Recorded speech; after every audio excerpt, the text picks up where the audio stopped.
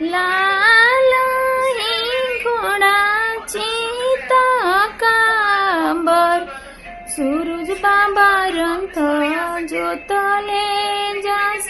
आदित्य बाबा रंथ जोतले जस रंथ के रोकवैया हवन अंजनो सिंह सूरज बाबा महिमा तोहार आदित्य बाबा महिमा तो तड़पी के बोले लन सूरज बाबा के सही भार हमार के सही भार हमार हाथ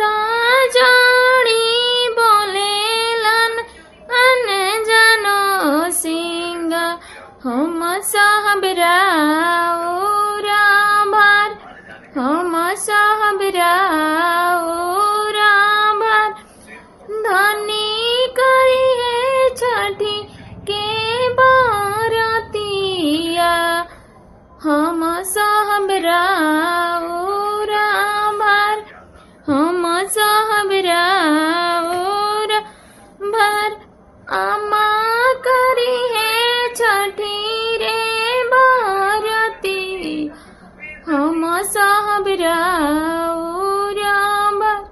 हम सहबराओ भार। जय छठी मैया।